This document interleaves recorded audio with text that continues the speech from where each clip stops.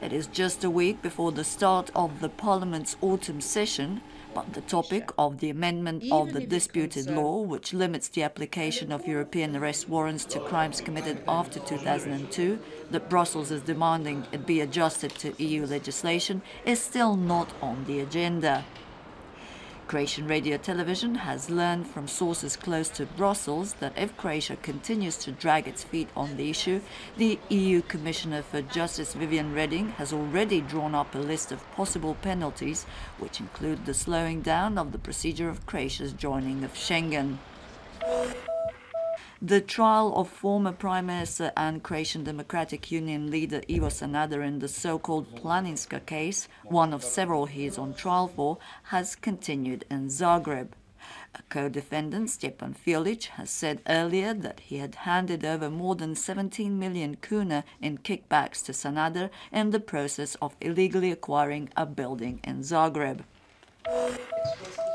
The Deloitte Audit and Consulting Company has published a report which says that companies in Croatia were investing just 0.7% of the budget into research and development, while the European average is 2%.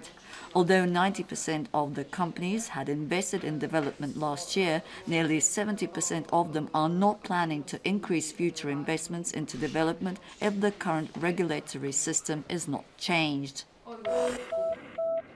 The Pula-based Technomont shipyard has won a €5 million worth tender to build an aluminium passenger ship for a buyer in Portsmouth.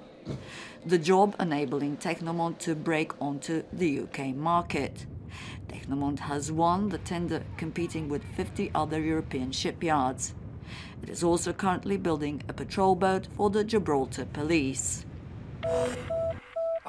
And in arts and entertainment, the new hit play by Thomas Ostermeyer, Death in Venice, performed by the Berlin-based Schaubühne am Leniner Platz theatre troupe, opened the 11th edition of the World Theatre Festival in Zagreb last night. The festival is to run until October 5th, with some 9 most interesting plays from world theatres being staged. Turning to sports.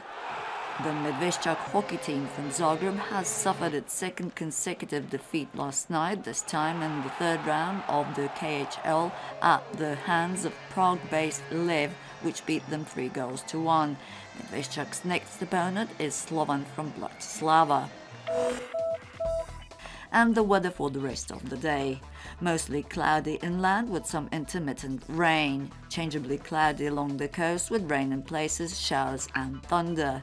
Moderate to strong southeasterly winds along the coast, southwesterly in the northern Adriatic and Bora along the shore. Seas light to moderate, choppy in places, visibility good. Afternoon temperatures between 13 and 18 degrees inland and up to 27 along the coast.